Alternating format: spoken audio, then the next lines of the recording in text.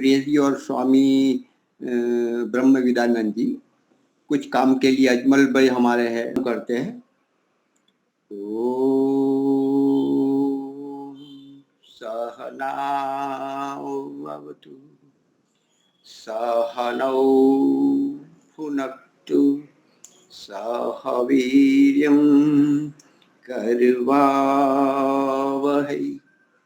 तेजस्विनावधीतमस्तु मा विद्विषावहै। ओम शांति शांति शांति। सबको सादर नमस्ते जी। आचार्य हमारे वैदिक उत्तम जी आए हुए, उनके भजन सुने। उससे पहले मैं ही अपना भजन एक थोड़ा तैयार किया हुआ सुना देता हूँ, और भी आ जाएंगे तो प्रारंभ कर। नर तन है बड़ा अनमोल, तू समझ ले इसका मोल। नर तन है बड़ा अनमोल, तू समझ ले इसका मोल। प्रभु नाम तू मुख से बोल, ओम नाम तू मुख से बोल। अभिमान पे यूं न डोल। नर तन है बड़ा अनमोल, तू समझ ले इसका मोल। तुझे कहने समझने की प्रभु ने दी है शक्ति। तुझे कहने समझने की प्रभु ने दी है शक्ति। ना व्यर्थ गवा जीवन, प्रभु की कर ले भक्ति। ना व्यर्थ गवा जीवन, प्रभु की कर ले भक्ति। जाए यूं ही समय, जाए यूं ही समय। उठ नींद से अखियाँ खोल। नर तन है बड़ा अनमोल, तू समझ ले इसका मोल। जीने को यूं जीवन भी पशु पक्षी भी जीते हैं। जीने को यूं जीवन भी पशु पक्षी भी जीते हैं। क्या फर्क है फिर हम में, गर जन्म यूं ही जीते हैं। क्या फर्क है फिर हम में, गर जन्म यूं ही जीते हैं। क्या खोया क्या पाया, क्या खोया क्या पाया। इसको तू भी तराजू में तोल। नर तन है बड़ा अनमोल, तू समझ ले इसका मोल। इसकी उसकी बातों में है क्या आनी जानी। इसकी उसकी बातों में है क्या आनी जानी। अपने भीतर भी झांक, अपने भीतर भी झांक। क्यों करता है नादानी।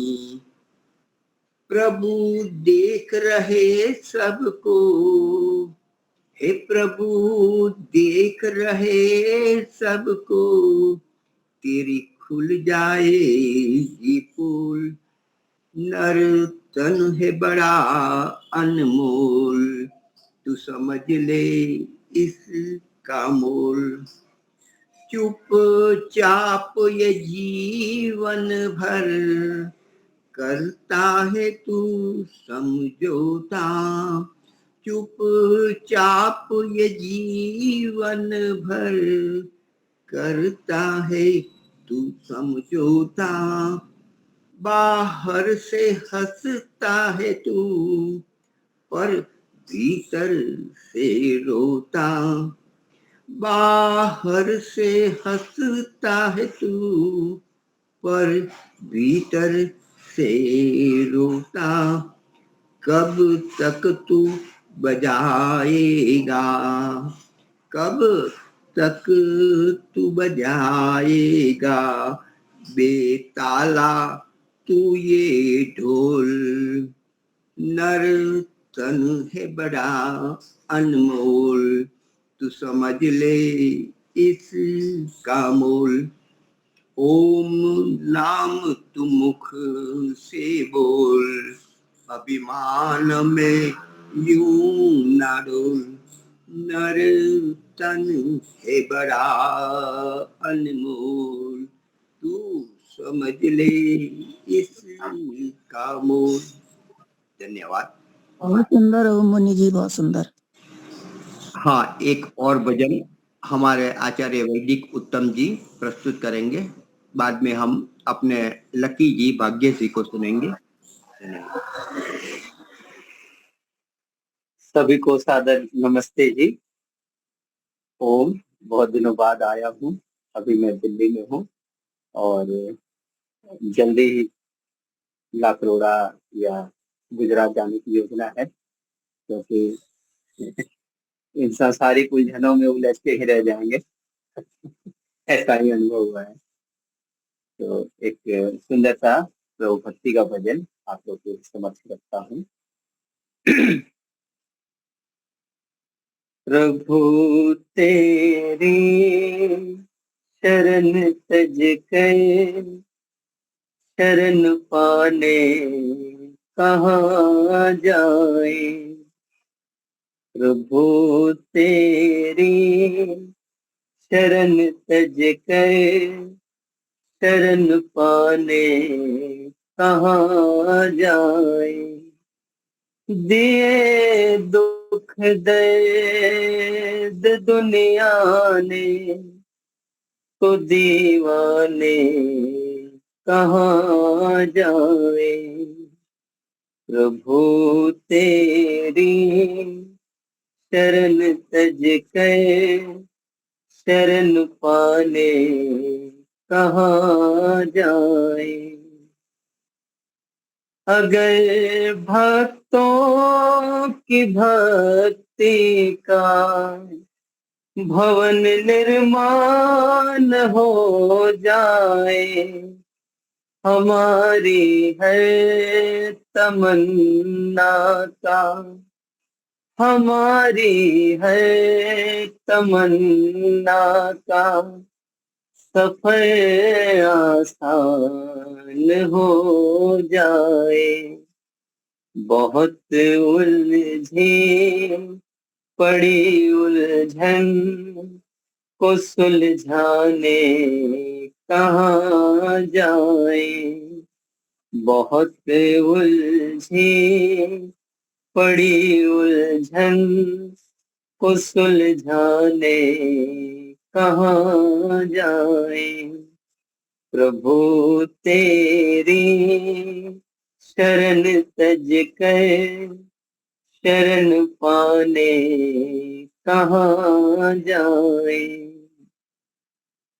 सुना है काम आती है तुम्हारे नाम की दौलत, तेरे दर पर जमाने की, तेरे दर पर जमाने की, भला किस काम की दौलत, मिले मस्ती तेरे दर पर तो मस्ताने कहाँ जाए, मिले मस्ती तेरे दर पर, तो मस्ताने कहाँ जाए। प्रभु तेरी शरण तज कर, शरण पाने कहाँ जाए। जहाँ पर फूल खिलता है, वहीं भंवरे भी आते हैं। जहाँ दिलबर बसे उनका, वहीं वो दिल लगाते हैं। समा जलती है महफिल में, तो परवाने कहाँ जाए। प्रभु तेरी शरण तज कर, शरण पाने कहाँ जाए। यही है आखिरी मंजिल, यही असली ठिकाना है।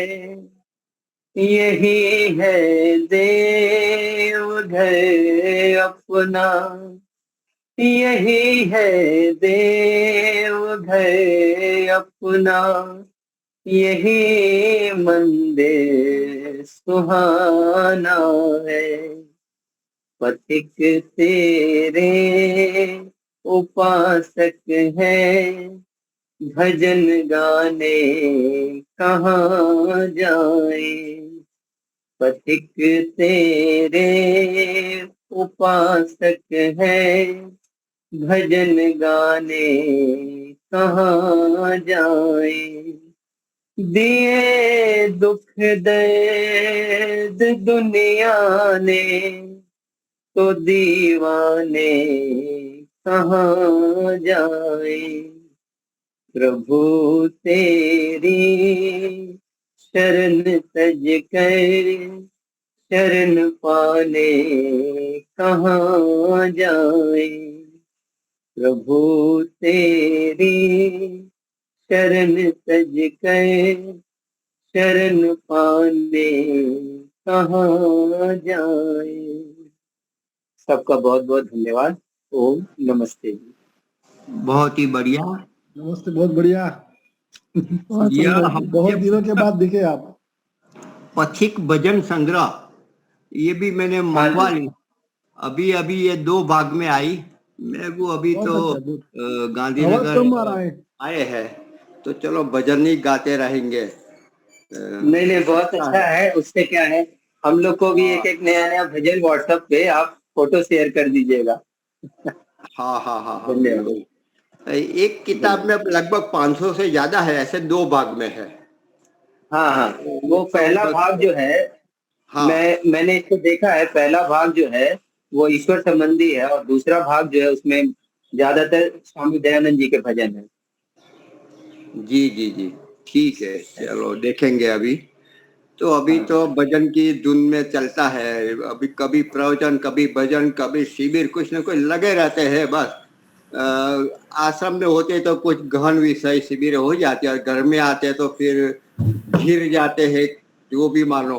तो वन में गए तो बन गए, जैसा है भाई। चलो ठीक है, जो भी है रहना पड़ता है, मजबूरी भी है, रहना भी चाहिए। तो अभी हम वक्ता को सुनेंगे। आवाज बहुत स्लो आ रहा है, आवाज। हाँ, भाग्य जी। जी, सबको सादर नमस्ते जी।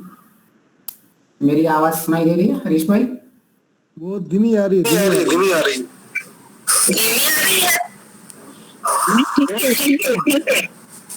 ठीक है, हाँ। थोड़ा सा लाउड करिए, थोड़ा सा। थोड़ा सा लाउड। अभी अभी इम्प्रूवमेंट हुआ? अभी थोड़ा पहले से?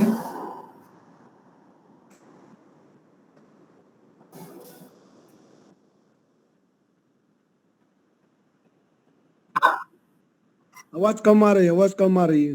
ठीक है, मैं बोलता हूँ। बीच में अगर आप सबको कम लगे तो फिर आप सब अपना फीडबैक देना। ठीक है।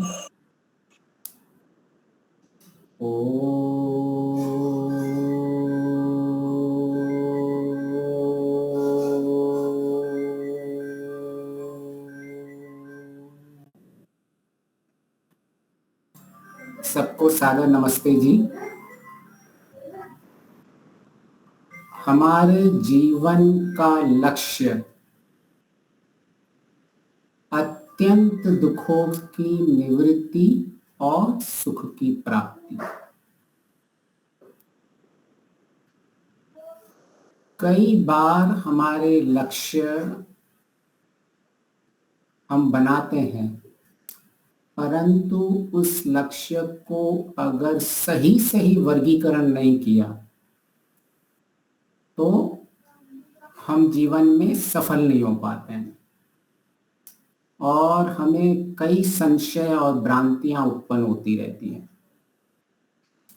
जैसे मैंने कहा, हमारे जीवन का लक्ष्य अत्यंत दुखों की निवृत्ति। अगर इनमें से मैं केवल अत्यंत शब्द निकाल लूं कि हमारे जीवन का लक्ष्य दुखों की निवृत्ति, तो पूरा का पूरा आध्यात्मिकता बदल जाएगी। जितनी भी हमारी आध्यात्मिकता है वह हो सकता है उनमें परिवर्तन इतना आ जाए कि हम आध्यात्मिकता की जो मूल स्थिति है उसी को ही छोड़ दें। क्यों? क्योंकि दुख की निवृत्ति तो हम प्रायः देखते रहते हैं। तो हो सकता है मुझे बुखार हो गया, मैंने दवाई लेके फिलहाल कोई दुख की निवृत्ति कर दी। बाहर कुछ परेशानियां आ रही थी, मैंने उस परेशानियों को हटा के मैंने दुख की निवृत्ति कर दी थी। मुझे कुछ पैसे चाहिए थे, हरीश भाई ने पैसे देके मेरे दुख की निवृत्ति कर दी। मुझे कुछ सहायता चाहिए थी, मुनि जी ने मेरी सहायता कर दी और मेरे दुख की निवृत्ति कर दी। इस तरह से आप सब लोग भी मेरी दुख की निवृत्तियां कर सकते हो। परंतु जब हमें यह स्पष्ट हो जाता है कि अगर हमारा लक्ष्य क्या है और उस लक्ष्य की पराकाष्ठा क्या है, तो हम जीवन में सही दिशा पकड़ लेंगे।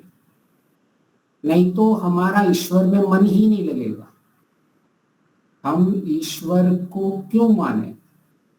ईश्वर से मेरे दुखों की निवृत्ति नहीं हो रही है या मेरे दुखों की निवृत्ति किसी और से हो रही है, तो ईश्वर को मैं मानूं ही क्यों? मैं स्तुति मुनि जी की स्तुति करूं, मैं हरीश भाई की स्तुति करूं, मैं आप सबकी स्तुति करूं, वो सबसे ज्यादा अच्छा है ना। क्योंकि हम अगर संसार में जी रहे हैं, जो संसार में हमारे दुख दूर कर रहा है उसकी स्तुति करें, उनके साथ प्रार्थना करें, भाई आप मुझसे मेरी सहायता कर दो, आप बहुत अच्छे हो। और हम करते भी ऐसे समाज में हम प्रायः करते भी हैं कि जो हमारी सहायता करता है हम उनके कहते हैं वो कितने अच्छे हैं, उन्होंने बहुत मेरी सहायता की, वो बहुत गुणी हैं, उनकी हम स्तुति करते रहते हैं।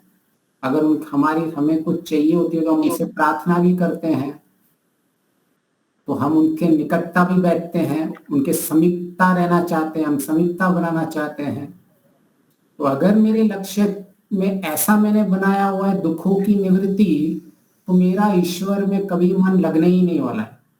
अगर किसी का लक्ष्य केवल दुखों की निवृत्ति है, क्योंकि उसे पता है मेरे दुख तो कहीं और भी समाज से दूर हो रहे हैं। पर जिसे पता है मेरा लक्ष्य अत्यंत दुखों की निवृत्ति है, यह अत्यंत दुख की निवृत्ति केवल और केवल एक ही पदार्थ है जो कर सकता है, वो ईश्वर। किसी में इतना सामर्थ्य नहीं है कि मेरी जो आशाएं हैं, मेरी जो इच्छा है, प्रबल इच्छा है अत्यंत दुख से निवृत्ति होने की, वह केवल और केवल एक ईश्वर ही कर सकता है।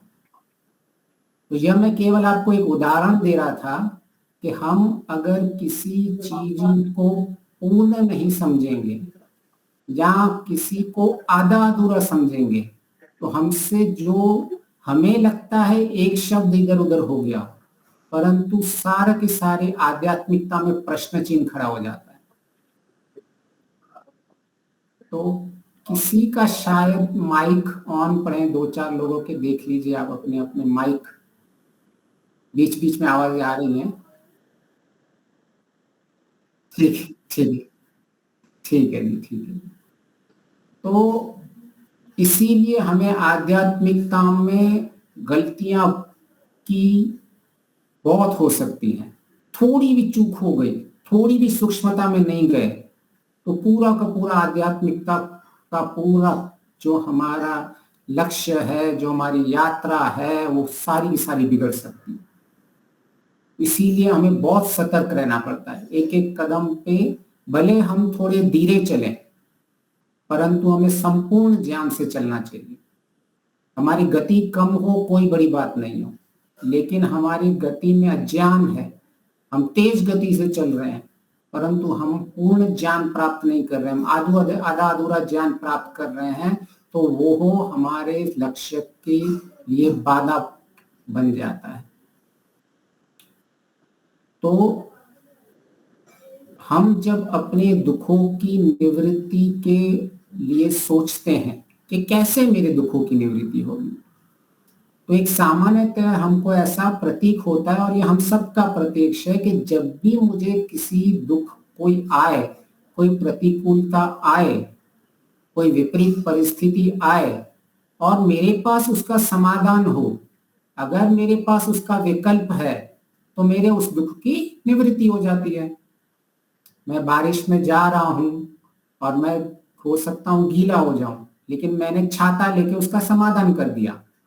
इसलिए अगर मेरे पास ज्ञान है कि ये समाधान है, कि इस परिस्थिति का मैं कैसे समाधान निकाल सकता हूं, इससे कैसे बाहर निकाल सकता हूं, तो मेरे दुख की निवृत्ति हो जाती है। तो हमें यह समझ में आता है कि दुख की जो लक्ष्य है, अत्यंत दुख की निवृत्ति, उसका एक ही उपाय है, ज्ञान। जिस ज्ञान के द्वारा हम समाधान निकालते हैं, जिस ज्ञान के द्वारा हम विकल्प होते हैं हमारे पास, तो ये हमारा प्रत्यक्ष है सबका, कि मुझे अगर मुक्ति चाहिए तो मुक्ति का केवल और केवल एक ही साधन होगा, मुख्य साधन होगा, जो उसकी कसौटी होगी वो होगी ज्ञान। तो जब हमें ये स्पष्ट हो जाता है कि हमें ज्ञान से ही मुक्ति होगी, ऋषि भी कह के गए हैं ज्ञानात् मुक्ति, और हमारा ये प्रत्यक्ष भी है, जब जब मेरे पास समाधान और विकल्प होते हैं तो मैं दुखों से मुक्त हो जाता हूं। फिर अब प्रश्न आता है कि यह ज्ञान होते हुए भी, जिस पे हमारी चर्चा चल रही है, कि इन सब में हम ज्ञान प्राप्ति के लिए इतने सफल क्रियाओं को करते रहते हैं, और हम यह अपने आप को स्पष्ट हमें रहता है कि मेरा समाधान तो इसी में ही है, तो हम ज्ञान को प्राप्त करने में लग जाते हैं। कई ज्ञान हम भिन्न भिन्न माध्यम से प्राप्त करते हैं, कोई किसी पुस्तक को पढ़ के कर सकता है, कोई प्रवचन के माध्यम से कर सकता है, कोई सृष्टि के माध्यम से सीख सकता है, कोई किसी ग्रंथों में कोई वेद पढ़ सकता है, कोई उपनिषद पढ़ सकता है, कोई दर्शन पढ़ ले, कोई सत्यार्थ प्रकाश पढ़ ले, कोई गीता, कोई महाभारत, कोई मनुस्मृति, हम कुछ भी पढ़ सकते हैं। तो इन सब ज्ञान में जब हम पढ़ते हैं, और हमें जो ये दुख की जो हमारा लक्ष्य है, यह हमारी अनुभूति है। इसका अर्थ यह है, यह जो दुख है यह हमारी वास्तविक अनुभूति है, यह व्यवहारिक है। इसमें ऐसा नहीं कि हमें कहीं संशय हो कि शायद मुझे दुख हो रहा है, मैं श्योर नहीं हूं, मुझे अभी तक भ्रांति है कि मुझे दुख हो रहा है या नहीं हो रहा है। लेकिन दुख में हमें परफेक्टली पता होता है कि अभी मेरी दुख की अनुभूति हो रही है। तो ज्ञान मेरा जैसा भी हो, ज्ञान हो सकता है काल्पनिक हो, ज्ञान हो सकता है मिथ्या ज्ञान हो, ज्ञान हो सकता है अज्ञान हो, ज्ञान हो सकता है तत्व ज्ञान हो, ज्ञान कैसा भी हो हमारा, पर हमारी अनुभूति वास्तविक होती है। इसलिए हमारे लिए ज्ञान का व्यवहारिकरण बहुत अनिवार्य है, क्योंकि जिस तरह से हम ज्ञान प्राप्त कर सकते हैं, मैं ऐसे मन मन में नहीं बोल सकता अच्छा मैं आज दुखी नहीं हूं, मैं बोल दूं केवल शब्दों से। आज मैं बहुत सुखी हूं, मैं केवल शब्दों से बोल दूं। जैसे मैं कहता हूं कि भाई आज मैंने सत्यार्थ प्रकाश पढ़ लिया, आज मैंने गीता पढ़ ली, या हमने सिर्फ बोल दिया, पर मैं ऐसे नहीं बोल सकता कि मेरे दुख चले गए। वो दुख जो है मेरी वास्तविक अनुभूति है, सुख है मेरी वास्तविक अनुभूति है, शांति है वो मेरी अनुभूति है। तो जो मेरा ज्ञान होना चाहिए वो कहीं ना कहीं उसकी पुष्टि तभी होगी जब वो मेरे व्यवहार में परिवर्तन लाए। नहीं तो कितना भी बोल दूं, कोई कितना भी ज्ञानी अपने आप को मान ले, क्या अंतर पड़ता है? अंतर तो तब बढ़ेगा जब उसकी अनुभूतियों में अंतर होगा कि मैंने यहां से इतना ज्ञान प्राप्त किया और मेरी यह अनुभूतियां होती रही। तो ज्ञान की वास्तविक कसौटी क्या बनेगी कि जो व्यवहार में आके मेरी अनुभूतियों में परिवर्तन करे। तो हमें यह स्पष्ट होना चाहिए कि मैं अपने ज्ञान की कसौटी क्या रख रहा हूं। मैं कब बोलूं कि मुझे वास्तविक में ज्ञान है? तो वास्तविक ज्ञान की कसौटी वही होगी जिस ज्ञान से मेरे व्यवहार में मेरी अनुभूतियों में परिवर्तन आए। तो जब हमें यह स्पष्ट हो जाता है कि यह ज्ञान जो मैं प्राप्त कर रहा हूं उनसे मेरी अनुभूतियों में अंतर पड़ रहा है, तो मेरी दिशा सही है। नहीं तो पढ़ते रहो, पता नहीं कितने जन्मों से हम पढ़ रहे हैं, कितनी जगहों से हम सीख रहे हैं। जब तक अनुभूतियों में अंतर नहीं पड़ेगा तब तक हम सफल नहीं पढ़ पाएंगे।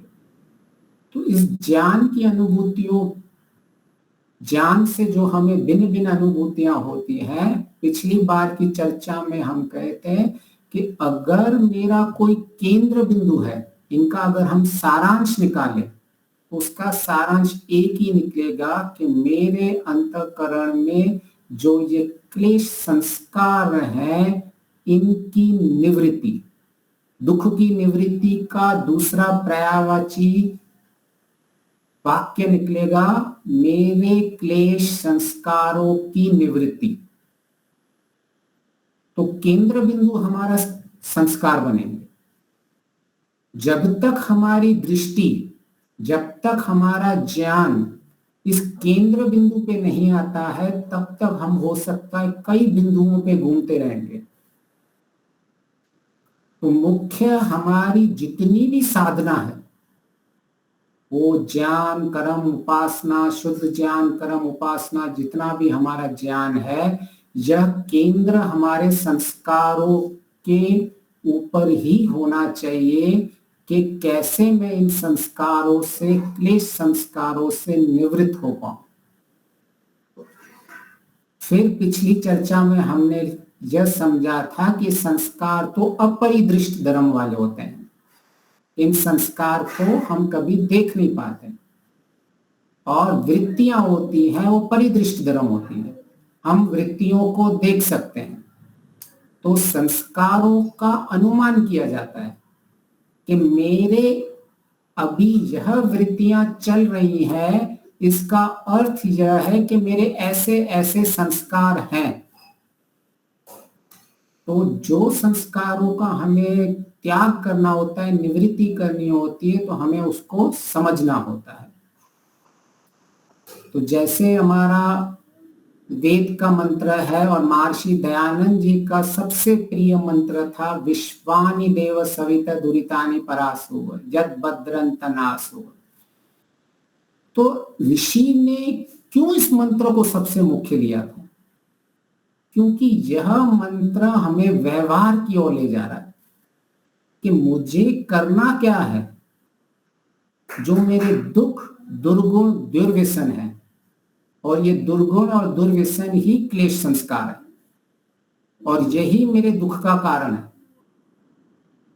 और ऋषि को ये स्पष्ट था कि ऋषि को ये स्पष्ट था कि जीवन में परिवर्तन के लिए मुख्य केंद्र बिंदु मेरे संस्कार ही होने चाहिए थे, इसलिए वो सबसे प्रिय अपने मंत्र को विश्वानी देव को हर खूब प्रयोग किया उन्होंने कि मेरे ये दुर्व्यसन दूर हो जिससे दुख की उत्पत्ति होती है और कल्याणकारी गुण कर्म स्वभाव मुझ में बने।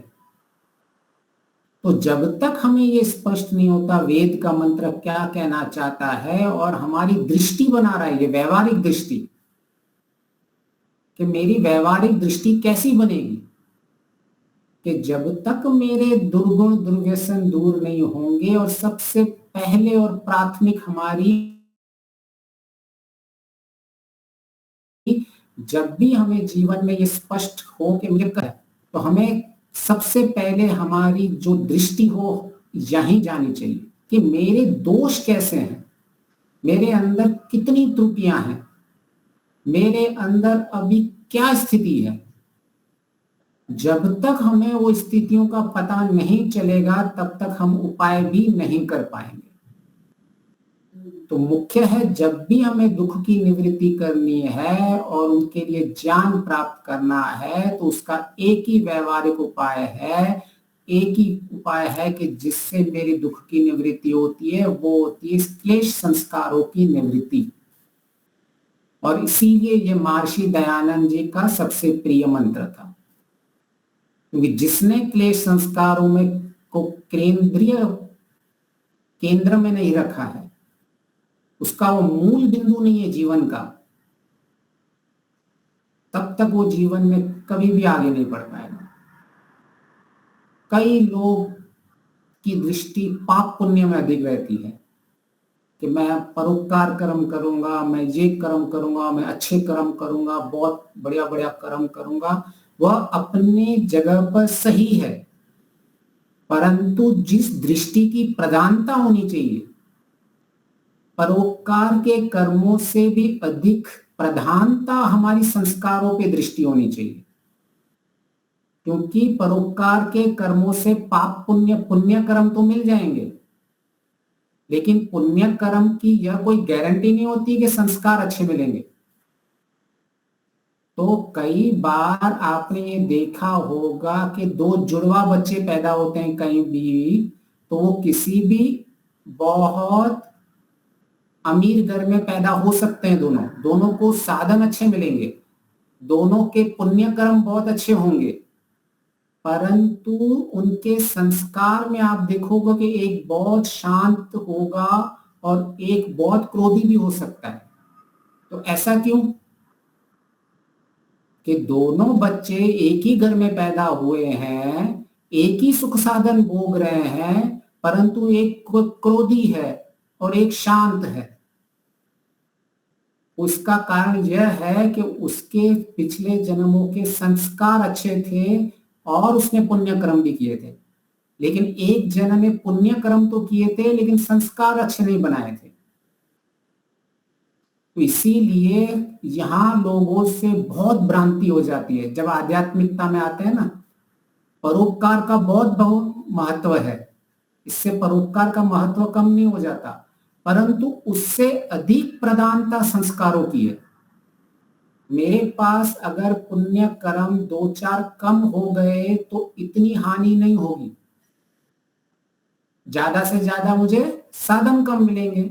मुझे मर्सिडीज मिलने वाली थी, ज्यादा से ज्यादा मुझे एक मारुति मिल जाएगी, इतना ही अंतर होगा ना। मुझे मारुति मिलने वाली थी, मुझे मोटरसाइकिल मिलेगी। परंतु अगर मेरे संस्कार अगर बिगड़ गए, और वो बीज होते हैं, तो संस्कार बिगड़ गए तो सारी की सारी मर्सिडीज में भी बैठा हूं तो भी मैं दुखी बैठा हूंगा, मेरे पास सारे सुख सुविधाएं होंगी तो भी मैं दुखी बैठा हूंगा। तो इसीलिए दृष्टि कहाँ होनी चाहिए, हमें मूल दृष्टि स्पष्ट होनी चाहिए। परोपकार करना है, सारे अच्छे अच्छे कर्म करने हैं, परंतु अत्यंत दुखों की निवृत्ति चाहिए तो परोपकार से पहले संस्कार। तो इसका अर्थ यह है कि हमें इनमें संतुलन बनाए रखना पड़ता है कि मेरे परोपकार में भी मेरी वृत्ति होनी चाहिए, मेरे प्रयत्न होने चाहिए, और मेरे संस्कारों में भी मेरे प्रयत्न होने चाहिए।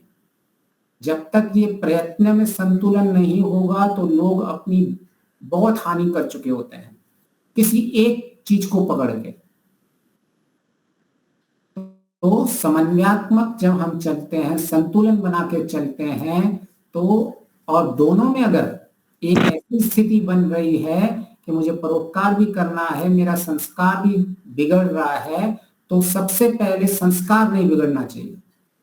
परोपकार कम हो भी गया तो चलेगा उस समय, या परोपकार नहीं भी हुआ उस समय चलेगा, मैं बाद में कर लूंगा, लेकिन अभी मेरा संस्कार बिगड़ना नहीं चाहिए। जिस दिन हमें यह वैदिक दृष्टि है, यही वैदिक दृष्टि है जब हमें समझ में आ जाती है, तो हम अपने लक्ष्य के प्रति कर्तव्यनिष्ठ करके काम करते रहते हैं। तो पिछली बार हमने समझा था कि कैसे विपरीत परिस्थिति में हम जब हमारे सामने कोई भी प्रतिकूलता आती है तो हम कैसे उसका सामना करें, हम उसे समझने की कोशिश कर रहे थे कि जब तक वो प्रतिकूलता आती है, हमारे संस्कारों का वेग इतना अधिक होता है, तब तक तो हम वो क्रिया कर चुके होते हैं।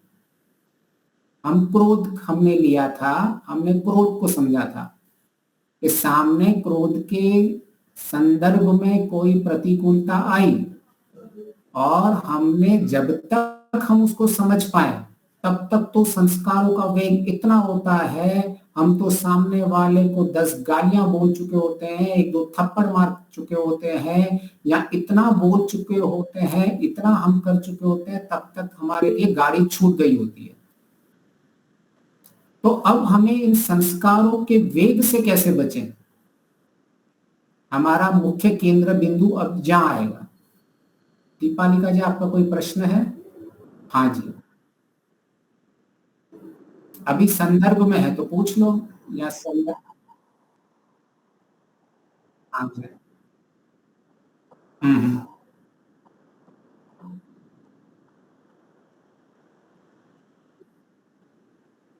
हाँ जी, बहुत बढ़िया प्रश्न पूछा है आपने।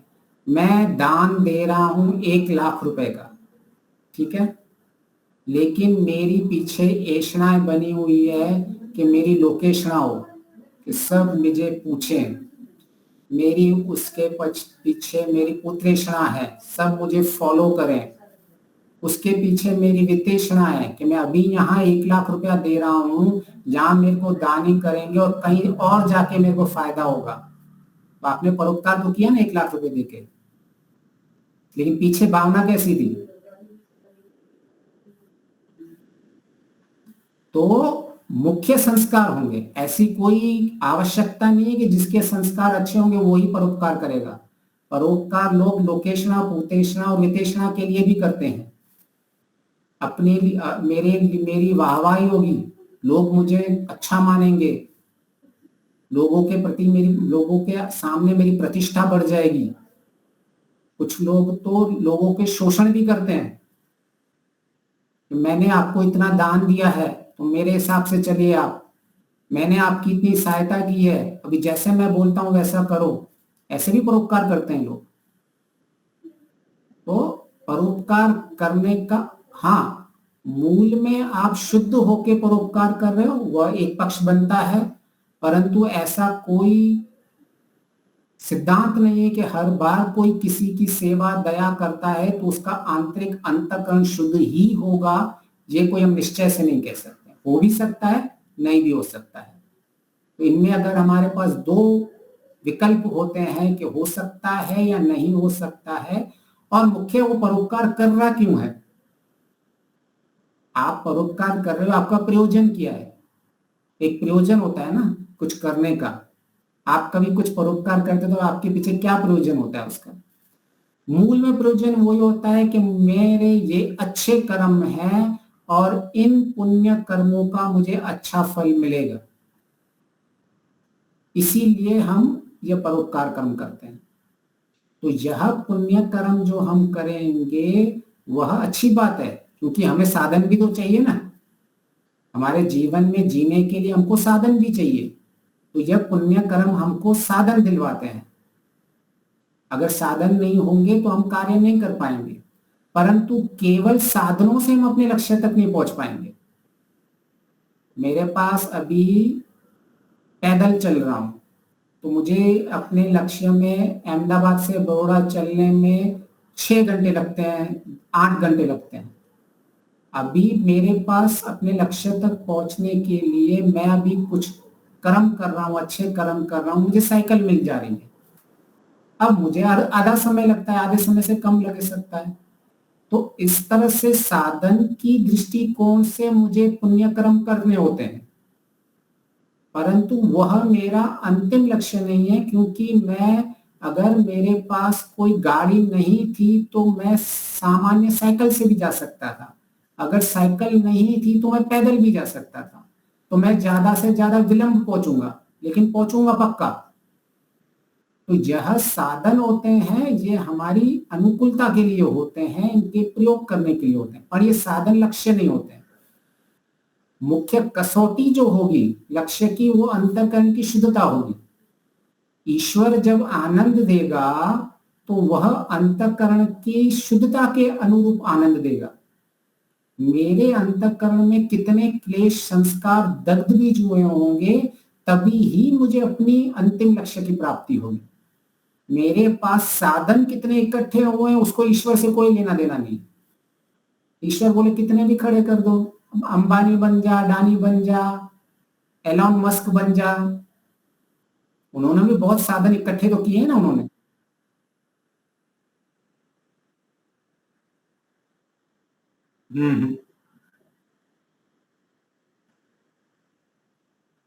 हाँ, पुण्य कर्म हाँ, लेकिन हमें जिस पोजीशन पे अभी दिख रही है, हो सकता है उनके पुण्य कर्म वास्तविक में एक तो है बिल्कुल कि भी उन्होंने केवल पुण्य ही कर्म किए हुए हैं।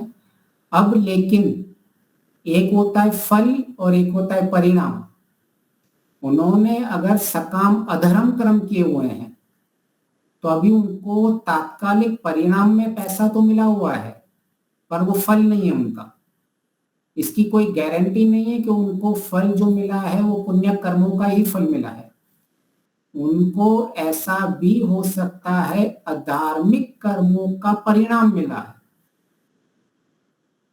नहीं समझ में आया? परिणाम का अर्थ यह होता है कि मैं अभी जो कर्म कर रहा हूं, एक मुझे मिलता है ईश्वर की व्यवस्था से और एक मिलता है मुझे समाज की व्यवस्था से। तो जो समाज की व्यवस्था से मुझे मिलता है वो परिणाम और प्रभाव होता है, ठीक है। और ईश्वर की तरफ से जो मुझे बुद्धि मिलती है, जो मुझे जाति, आयु और भोग मिलती है, वो ईश्वर का फल होता है।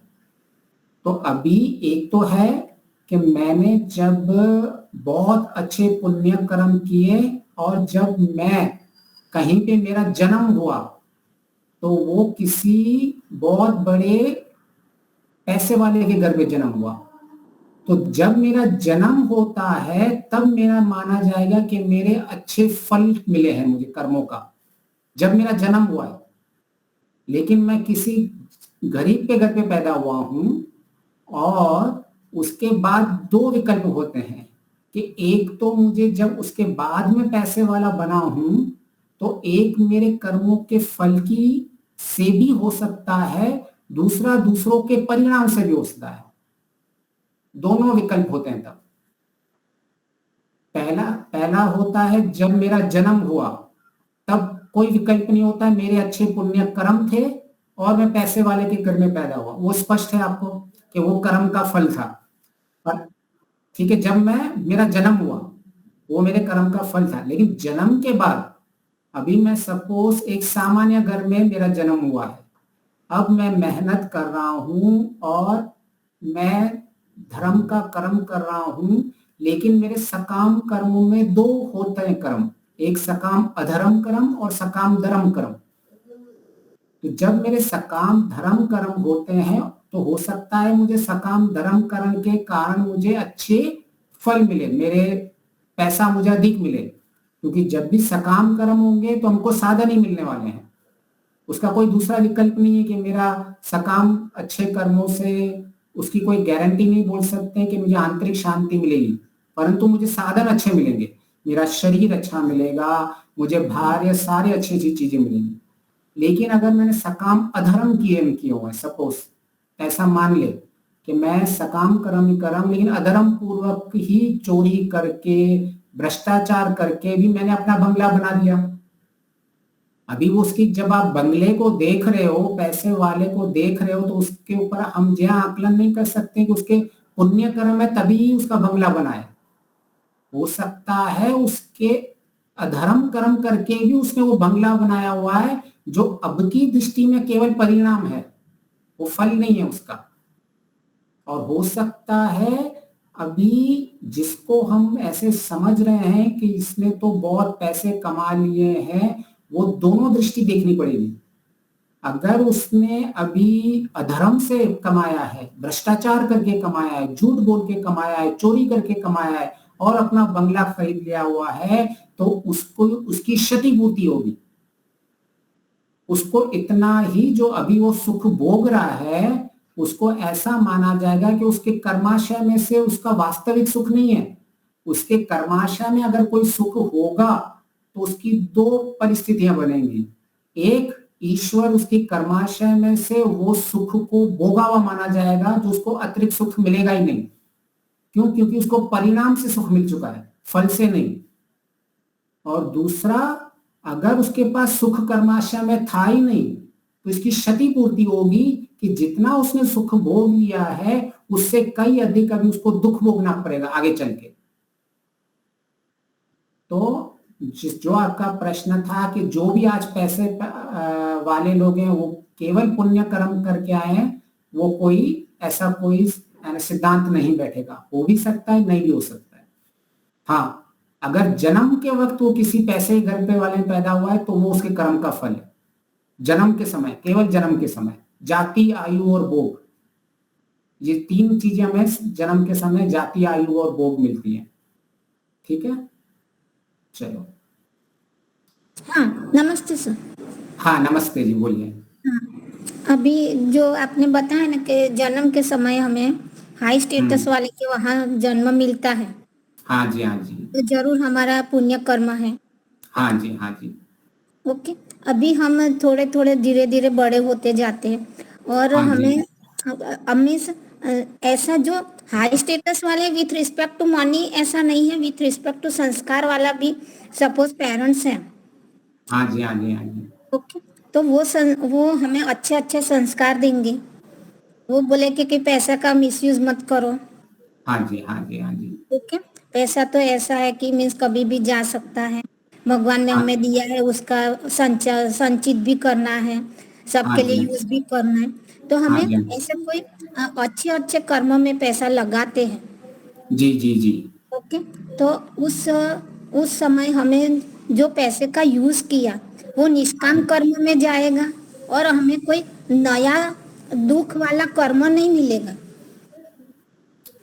ऐसा सही? देखो, निष्काम कर्म का बाहर के कर्मों से सीधा सीधा कोई लेना नहीं होता है। आप अपना वीडियो ऑन कर सकते हो जब तक आप प्रश्न पूछ रहे हो, तो दूसरों के लिए भी इजी हो जाएगा। देखिए, निष्काम कर्म का केवल एक ही अर्थ होता है कि जो भी आप बाहर से कार्य कर्म कर रहे हैं उसके पीछे आपकी सांसारिक कोई भी इच्छा नहीं होनी चाहिए। मतलब आपका कोई भी, मैं अभी कर्म कर रहा हूं, उस कर्म के पीछे मुझे मेरी संसार की कोई चीज मिलेगी, वह मेरा मुख्य लक्ष्य नहीं होना चाहिए। निष्काम कर्म का अर्थ होता है मैं बाहर से जो भी कार्य कर रहा हूं उसका मूल उद्देश्य है मुक्ति पाना। उस कर्म को निष्काम कर्म कहते हैं। ईश्वरेषणा, लोकेशना, पूतेशना और वित्तेषणा है मन के अंदर, और हम बाहर से कर्म कर रहे हैं तो वो निष्काम कर्म में कभी नहीं जाता। और अगर आंतरिक स्थिति में ईश्वरेषणा लगी हुई है कि मैं अभी जितना भी दान दे रहा हूं जितनी भी लोगों के ऊपर परोपकार कर रहा हूं उसका मुख्य है क्योंकि ये ईश्वर की आज्ञा है। ईश्वर ने यह आज्ञा दी हुई है वेदों में कि आप अगर संपन्न हो, आपके पास पैसा है, तो आप परोपकार करके दूसरे की भी मदद कीजिए। ये ईश्वर की आज्ञा है। अगर आपके मन में स्थिति में ऐसा हो रहा है कि मैं जो भी कार्य कर रही हूँ ये ईश्वर की आज्ञा के अनुरूप कर रही हूँ और मुझे अंतिम लक्ष्य है मुझे मुक्ति पाना, इन सब जन्म मरण के चक्कर से छूट जाना, मुझे ईश्वर का आनंद चाहिए, तब आपको माना जाएगा कि वो निष्काम कर्म है। तो यह आपको कर्म के 3 वेद मानने पड़े होंगे। मोटे मोटे 2 वेद बनेंगे, एक निष्काम कर्म और एक सकाम कर्म। दोनों में कामनाएं तो दोनों में होती है। निष्काम का अर्थ ये नहीं कि मेरी कोई कामना नहीं है, निष्काम का अर्थ है मेरी सांसारिक कामनाएं नहीं है। और जब मेरी सांसारिक कामनाएं नहीं होती हैं तो मेरी कामना कैसे बनेगी? ईश्वर की आज्ञा के अनुरूप चलूंगा, ऐसी मेरी कामना बनेगी। मैं ईश्वर के को प्राप्त करूंगा, उसका आनंद को प्राप्त करूंगा, वो कामना बनेगी। और सकाम कामना क्या होगी? मुझे संसार में मुझे अपनी लोकेशना चाहिए, मुझे पुत्रेशना चाहिए और मुझे वितेशना चाहिए। मुझे बहुत धनवान बनना है, मुझे बहुत फेमस बनना है। I want to be famous. I want too many followers. I want that everybody should be under me. अगर ऐसी मेरी बनी हुई है तो इसको सकाम कर्म कहते हैं। अभी सकाम के 2 वेद बनेंगे। एक सकाम कर रहे हो कि आपको पैसे कमाने हैं, धनवान बनना है, लेकिन आप अधर्म पूर्वक कर रहे हो, अन्याय कर रहे हो, तो उसको सकाम अधर्म कर्म कहते हैं।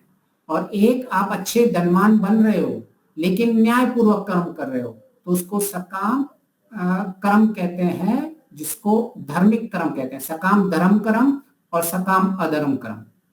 तो 3 श्रेणियां आपको अपने मस्तिष्क में रखनी पड़ेगी। पहली वर्गीकरण निष्काम कर्म और सकाम कर्म, फिर सकाम कर्म का वर्गीकरण सकाम धार्मिक कर्म, सकाम अधार्मिक कर्म, ये फिर 2 वर्गीकरण करने पड़ेंगे। तो आपके प्रश्न का उत्तर मिल गया या आपको थोड़ा कोई और भी कुछ संशय है? और अभी कोई संशय नहीं है। नमस्ते। मेरा प्रश्न है एक। हाँ जी, हाँ जी। जब हम पौराणिक परिवार में हमारा जन्म होता है और हमारी शादी वैदिक परिवार में होती है, तो वो किसका कर्म माना जाएगा, या नसीब भाग्य है या क्या है, इसमें कोई अंतर? जी सीधा सीधा तो ऐसा कुछ होता नहीं है कि हमारा भाग्य ऐसा था कि, क्योंकि किस ईश्वर को तो पता ही नहीं था कि आगे चल के आपकी वैदिक कर्मों में शादी होने वाली है। ईश्वर को तो पता ही नहीं था, किसी को पता है ना, आपको भी पता नहीं था। क्या होता कि भाई हमको भी पता नहीं होता है कि भाई मेरी अभी कई लोगों की शादियां होते होते भी टूट जाती हैं। तो मतलब शादी के जब तक बंधन चल रहा था उसके कुछ समय तक तो किसी को पता नहीं चल रहा था कि आपकी वैदिक घर में शादी होगी, क्योंकि कई बार हमको पता है ना, मंडप से भी दूल्हे उठ के चले जाते हैं। पहले से तो उसका निश्चय है नहीं। अगर हम ऐसा मान के चले कि भाई यह भाग्य था, पहले से ही मेरे को कर्मों का फल मिलने वाला था, तो इसका मतलब आपकी शादी कोई कभी तोड़ ही नहीं सकता। पर ऐसा तो हमें मिलता नहीं है। शादी हो भी सकती है, शादी टूट भी सकती है। तो यह हमारे सीधा सीधा पुण्य कर्मों का कोई नहीं होता है, इसलिए कर्म का परिणाम होता है। हमारे ऐसे कर्मों की व्यवस्था बन जाती है कि हम जब किसी के, जैसे कि भाई 2 शादी के लिए लोग अपने आप को ढूंढ रहे हैं, तो उस ढूंढने के समय वह केवल यह न देख रहे हैं कि भाई यह पौराणिक परिवार है या वैदिक परिवार है, वो देख रहे हैं पौराणिक भी है, परंतु क्या ये धार्मिक लोग हैं, क्योंकि पौराणिक भी तो धार्मिक अच्छे लोग होते हैं ना। तो अगर मेरी कसौटी है कि मुझे धार्मिक अच्छे लोग चाहिए, तो मैं वैदिक हूं लेकिन मैं धार्मिक हूं। ये पौराणिक है और ये धार्मिक है। ये हो सकता है अशुद्धता है इनमें, वो एक दिन स्थिति हो गई, परंतु यह सवेरे पूजा पाठ करते हैं और ये जो भी है अपने दुकान पे जाते हैं, कभी झूठ नहीं बोलते हैं, राम की मूर्ति के सामने प्रणाम करते हैं और आगे अपना जीवन निभाते हैं, पर धार्मिक तो हैं ये लोग। तो जब दोनों की शादी हुई है तो धार्मिकता देखते हुई थी, ना कि वैदिक और ना कि पौराणिक देखते हुई थी। तो यह कर्मों का फल नहीं है लेकिन परिणाम है कि जिस लड़की की शादी वैदिक घर में हुई, उस लड़के की तरफ से और उस लड़के के घर वालों के कर्म का परिणाम उस लड़की को मिला है, ना कि किसी का फल मिला है उसको। ये केवल परिणाम है। धन्यवाद। धन्यवाद जी। जी धन्यवाद जी। अभी भी एक किसी ने हाथ उठाया है। हाँ जी बोलिए।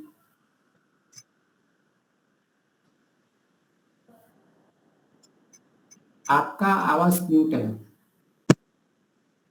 मैं कह रहा था जैसे सर्विस पेशे वाले अगर ज्यादातर दान देते हैं, वो थोड़ी सी उनकी तो इच्छा रहती है कि 80G में मेरे को लाभ मिलेगा, मेरे को रिटर्न फाइल करते हुए ये फायदा होगा, तो वो भी एक तरह की इच्छा तो हुई ना। जी नहीं, लोकेशना, कुतेशना और वितेशना, इन तीनों का अगर अंतिम प्रयोजन ईश्वर ऐषणा है तो हम ये तीनों ऐषणा कर सकते हैं। अगर मुझे ऐसा है कि मेरी जो ऐषणा है कि भी अभी मुझे सब कोई जाने, तो मैं फेमस हो जाऊं, उसके पीछे मेरी एक मंशा है कि मैं सबको इंस्पायर्ड करना चाहता हूं, मैं सबको वेद के मार्ग पे लेके आना चाहता हूं। मैं ईश्वर ने जो आज्ञा दी है वेदों में कि आप सबके पास मेरा ज्ञान पहुंचाओ, तो मैं अगर उसको लोकेशना के पीछे मेरी ईश्वर ऐषणा बनी हुई है, तो वितेशना के पीछे मेरी ईश्वर ऐषणा बनी हुई है, उसमें कोई हानि नहीं है। क्योंकि वितेश्वर, हमें पैसा तो चाहिए ही होगा ना। योगी कोई बीमारियों से मर जाएगा। योगी बीमार हो गया अभी कोई, उसको इलाज के लिए पैसे तो चाहिए ना। अभी वो ऐसा नहीं माना जाएगा कि अगर वो किसी से पैसा मांग रहा है, प्रवचन कर रहा है और बोल रहा है कि आप मुझे कुछ पैसे से मदद कर दो इस प्रवचन के बारे में, तभी उसको पैसे क्यों चाहिए? मुख्य है उस पैसे के पीछे उसकी ऐषणा क्या है। उसको पैसे चाहिए अपनी शरीर की रक्षा के लिए, जिस शरीर को साधन का प्रयोग करके वो ईश्वर की प्राप्ति करे।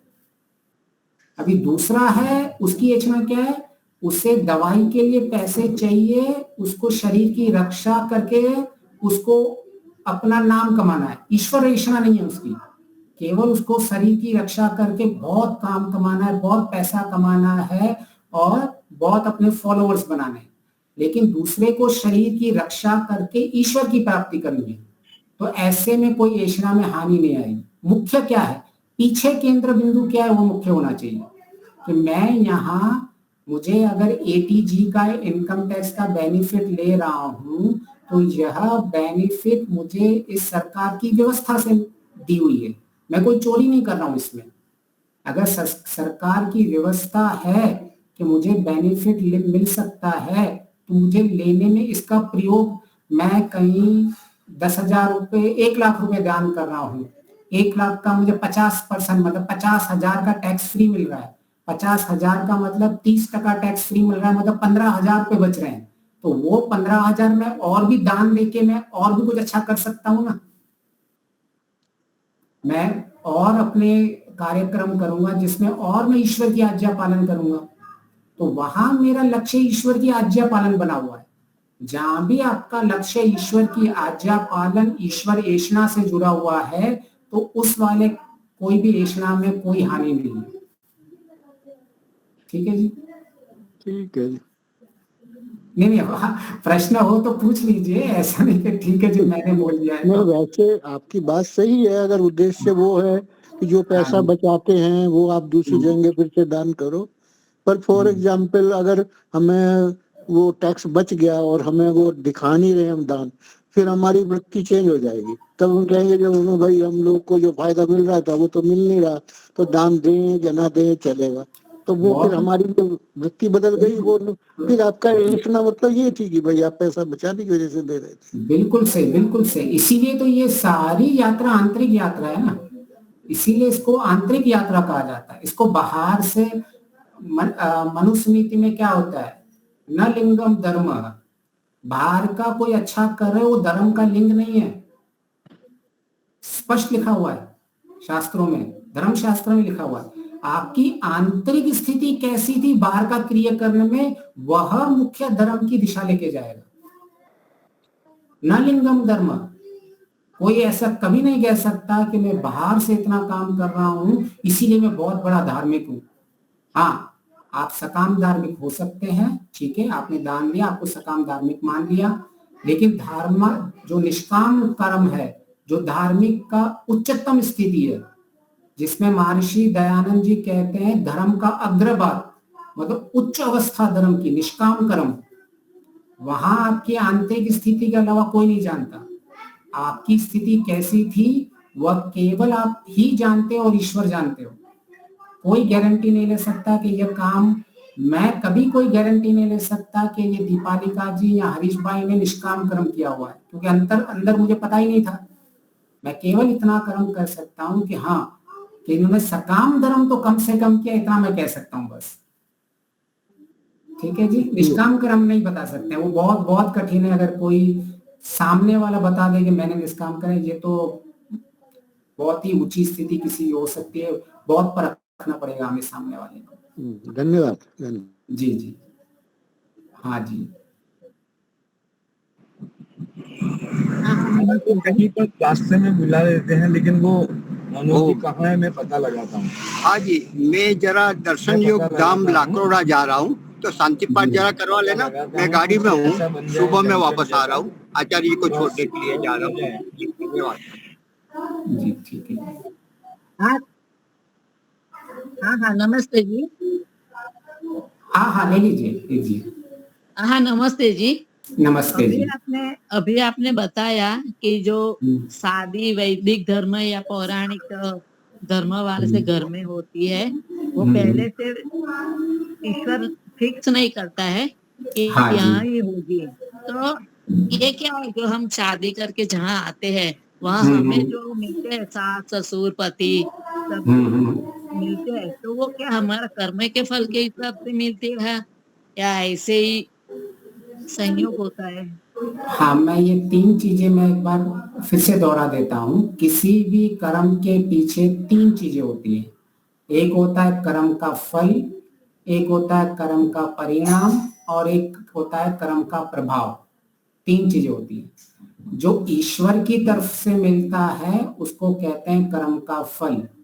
जैसे जब आपका जन्म हुआ है तब जो आपको जाति मिली, मतलब जैसे जब आपको मनुष्य की जाति का अर्थ मतलब मनुष्य की जाति मिली या किसी प्राणी की जाति में, आप पशु पक्षी भी बन सकते थे या मनुष्य बन सकते थे, तो वो आपके कर्मों का फल था। फिर आयु, कि आपकी आयु कितनी हो सकती है उसकी अनुरूप आपका कर्म कैसा था, तो वो आपकी आयु निश्चित मिलेगी। फिर भोग, कि आप गरीब के घर में पैदा हो गए या किसी अमीर के घर में पैदा हो गए। ये 3 चीज होती है जब कर्म का फल सीधा सीधा आप देखते हो। ठीक है, इसको कहेंगे कर्म का फल। और दूसरा होता है परिणाम, कि किसी के और के किए हुए कर्म का हम पर जब कोई परिणाम पड़ता है, कि किसी ने मुझे मोटरसाइकिल से कार से टक्कर मार दी और मैं हॉस्पिटल में भर्ती हो गया, तो यह मेरे कर्म का फल नहीं था। जो गाड़ी चला रहा था उसके परिणाम से मेरा पैर टूट गया और मैं हॉस्पिटल पहुंच गया, ये मेरे कर्म का फल नहीं था। ठीक है, और जब मेरा एक्सीडेंट हुआ तब मेरी माँ मेरे साथ में थी और मेरी माँ ने वो एक्सीडेंट देखा और वो एक्सीडेंट देख के दुखी हो गई बहुत। तो जो उसके मन में प्रभाव हुआ, उसके कर्म का प्रभाव मेरी माँ के मन में पड़ा। मैंने भोगता, वो कर्म का परिणाम था। मेरी माँ ने जो भोगा वो कर्म का प्रभाव था। अब जिस ड्राइवर ने मेरे साथ एक्सीडेंट किया है उसको मुझे मारने का कर्म का फल मिलेगा। अच्छा, 3 चीज हो गई, ड्राइवर को कर्म का फल, मुझे कर्म का परिणाम, मेरी माँ को कर्म का प्रभाव। अच्छा, ठीक है, धन्यवाद जी। धन्यवाद, बहुत बहुत धन्यवाद जी।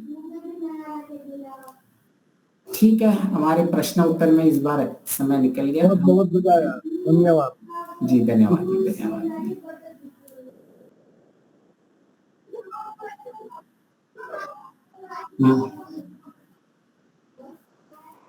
हाँ वो अधूरा रहा।